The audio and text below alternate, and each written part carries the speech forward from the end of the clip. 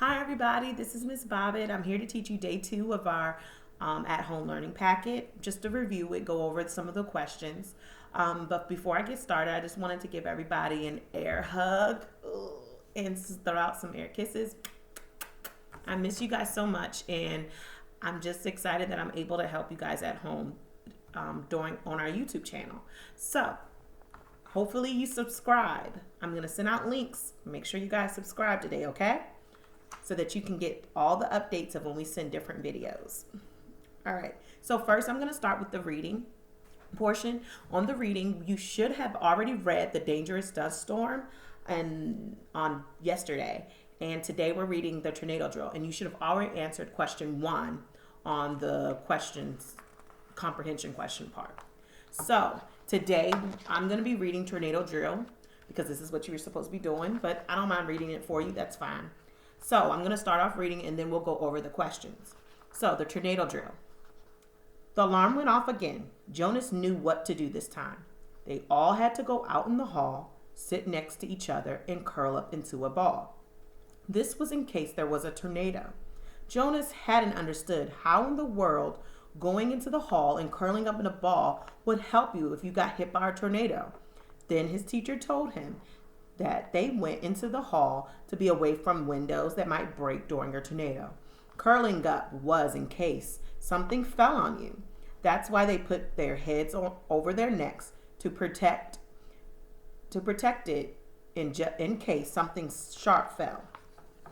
Molly had just joined the class. She sat next to Jonas. When the alarm went off, Molly hid under the desk. Jonas had to tell her to get out from under there and follow the class in the hall. It turned out to be a drill just like last time. After a few minutes, all the students went back to their classroom and sat down at their desk. After school, Jonas teased Molly about hiding under the desk when the alarm went off. "Scaredy cat," he said. Molly laughed at him. "I wasn't scared," she replied. Molly explained. She had moved to Oklahoma from California last week. In school in California, when the alarm went off, it was an earthquake drill, not a tornado drill. During earthquake drills, you're supposed to hide under the desk. Kanisha overheard them. She told them she had visited her cousins in Florida, and they are more likely to face hurricanes instead of tornadoes or an earthquake. One time, the weather forecaster on the nightly news said that a hurricane had formed in Florida, and that hurricane will probably impact the area. So school was closed completely the next day. There are other storms that can predict at least a day before they hit, and schools might close if severe weather were likely to impact the areas near the school. Jonas had cousins in Minnesota. They told him that they had 3 days in a row with no school because it wouldn't stop snowing. They had known about the snowstorm from a prediction by the weather forecaster the day before it started to snow. Any storm is scary, but I think earthquakes and tornadoes are the scariest, Molly said. The weather forecaster can probably tell you if a hurricane or snowstorm will come. With earthquakes and tornadoes, you never know. So that's it. So you should have answered question 1. And today we're going to be doing questions 2 and 3. So the first question says, at the beginning of the story, an alarm for a tornado drill goes off. Where do Jonas and his classmates go after the alarm starts? Before I write anything else, I'm going to go back and you're going to go back and you might have to reread, and that's fine. You can reread the packet, reread tornado drill. And while you reread, you should be able to highlight important information that you got from that question. So I highlighted the beginning of this because I knew it says at the beginning of the story. So my answer must be at the beginning of the story. So it says at the beginning of the story, they all had to go out in the hall and sit next to each other. So that's what the part that I highlighted. So it says the alarm went off. Jonas knew what to do this time. They all had to go out in the hall. So your first answer should be that Jonas and his classmates go out in the hall. So that's the answer for number 2. Now we move on to number 3. The question is, why are Jonas and his classmates supposed to curl up during a tornado? Support your answer with information from the story. Again, it is fine. It is okay. And it's greatly recommended that you reread your passage more than once. We say this in school, reread. So if you might not have understood the question, you can reread the question as well. So I'm going to repeat it. Why are Jonas and his classmates supposed to curl up during a tornado? Support your answer from the information from the story. So I go back into my text, I go back into my passage and I reread. While rereading, I notice that they're saying something very important and I begin to highlight it. So this is where I highlighted something else that's important that the question is trying to get me to answer. So I go back to my text and then I read. Then his teacher had told him that they went in the hall to be away from windows that might break during tornado. Okay, that's not really talking about how, it got curled, why they're curling up. So then I go on. Curling up was in case something fell on you. That is something very important. Because my question is asking why are Jonas and his classmates supposed to curl up during a tornado? So we want to know why. And I put just to protect you. Also, you're curling up in a ball to protect your, I didn't read it yet, but I'm going to read it now. That's why they put their hands over their neck to protect it in case something sharp fell. So you have great information that you can use to answer number 3. I put Jonas and his classmates curl up to protect themselves if something fall and also to protect their necks from sharp objects. So that's what I did. So hopefully this was able to help you with the reading portion of today. For my class, I just posted up the ReadWorks assignment that goes along with this. So if you finish that ReadWorks assignment within today and yesterday, that's fine that you completed it. I did add extra stuff, and maybe your other teachers may have added extra things for you to do too. But also do not forget to read for 20 minutes. Read something on your own for 20 minutes and then talk about it and discuss it with your friends or families, whoever you're near with, while you're at home. So also, you can get on some different sites like Epic and choose to read out loud books for you, as well as any other website that your teachers use for you to read. So after that, we're going to move on into math. So today in math, we have a problem. I'm just going to go over the problem solving thing. You may be able to play those math games and things like that with your family at home on your own. But for me, I'm just going to go over the problem of the day. So for the problem of the day, the question is, see if anybody can see it. It says Caleb ran 3 miles. Ryan ran 4 times as many miles as Caleb. How many miles did Ryan run? So before I even answer the question, what we need to do is, yes, you're right. We need to highlight important information or underline. So today, because I don't really have a highlighter for my Expo marker, I'm going to underline with a different color. So it says Caleb ran 3 miles.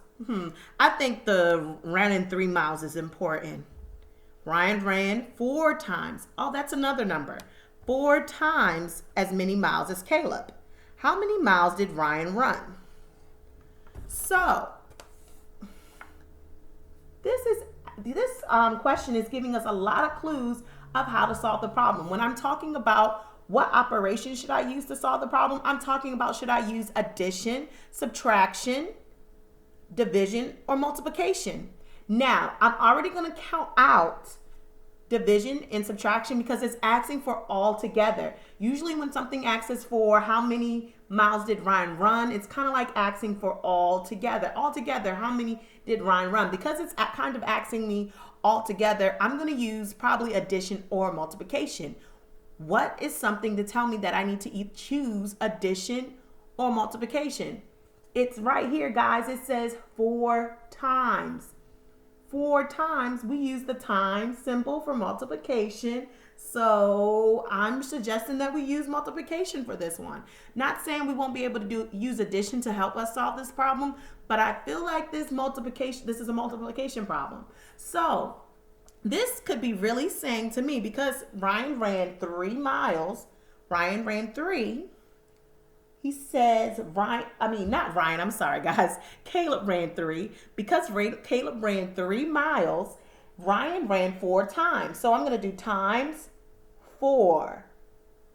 And that could be my problem. So just in case you might not know, some people might not know what 3 times 4 is off the top of their head. And that is okay, and that is just fine. We have several ways that will be able to figure out problems. So I did 3 different ways. So, as you can see on the first way, I made my 3 miles. 1, 2, 3. I made my 3 miles and I made it into one group. So that's going to be my 1 time. Then I just drew the picture over and over again 4 times. So I had 3 in each group 4 times. And then you can count, I don't know if you guys can see it up close, but then you can count your dots or circles. And my circles, I counted, it was 12. So that means I actually ended up solving, trying to get my board. I ended up solving 3 times 4 by just drawing a picture. 3 times 4 equals 12. So, also, you may be able to draw an array. You could draw it like this. You can put 1, 2, 3, and then you can make 4 rows.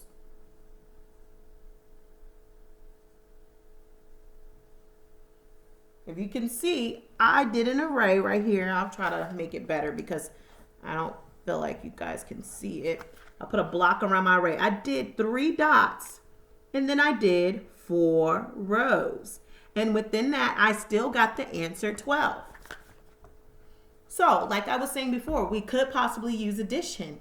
And what we could have done, what we could have did 3 plus 3 plus 3 plus 3. And that equals 12. I broke mine down and I only did 3 plus 3 on this side because it could be sometimes it's easier for us to think about what 3 plus 3 is rather than what 3 plus 3 plus 3 plus 3 is. So 3 plus 3 is 6, and then I knew on the other side that 3 plus 3 must be 6, so then I did 6 plus 6 equals 12. So there's many different ways, or you can just be on the top of your head and know that 3 times 4 is 12, and that is perfectly fine. So, long story short, Caleb ran 3 miles and Ryan ran 12. So I hope that was able to help you guys with our math portion.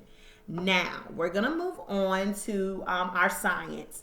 During science today, you guys were actually going to be doing something fun, and you guys actually had to do a scavenger hunt. I hope on my Classroom Dojo, I posted a thing where you guys can actually write the list down of the things that you found that you could push or you could pull. So remember yesterday you were supposed to read the article, and there were great videos and optional videos that you can watch to help you understand what the force of pushing and pulling really looks like. So I brought some items that I had, but my list of items that I could push was my toaster button. You know, the thing that you could push down and your bread goes all the way down in the toast and gets toasty. This is for pushing. Sorry guys, I didn't mean to go right into it, but this is for pushing. My lotion top, when you push your lotion up top, so you can be all lotioned up and moisturized. I use that. Also to push your door closed. You can push your door closed. And I have a scooter. So I can push my scooter around. Well, my niece has a scooter that she pushes around. So that's what I found. You can push the scooter around. So maybe if you have a bike or if you have like a toy car, you can probably use that as a push item to write on your list. I wanted to show you one of the things. I actually brought my video game controller for my PlayStation. So as you can see, I'm pushing down on the controls when I'm really playing, going all, just winning the games because, you know, I don't lose. So, but I'm going to be pushing these buttons. And so that's a push force, and it helps me control my game. Another thing is, we had to find 5 things that we could pull. Now, this was a little bit harder for me because I just really couldn't. I was thinking, and I was like, oh, I pushed the door closed, but I pulled the door open. So some of the things you might notice that you can have push items and pull items in both lists. Also, you can have a paper towel dispenser when you pull your paper towels out and they just come out, pull in. A hose in your sink. I pull my hose up to like get the extra greasy stuff out of my pots when I'm washing dishes, or which is right behind me now. Miss Bobbitt could not remember what this was called, but I know that to open my blinds, I have to pull it, and I can pull it down. I pull it to open it and stop it. So that's just some of the things that I could show you guys that you can pull. I hope that you have fun with your scavenger hunt. Maybe if you can get some fresh air outside, try to see different things that you can push and pull on your like walking around, or just like in your house. It's really fun to just do different things, and I hope you guys are enjoying these activities that you have with the math games with your families.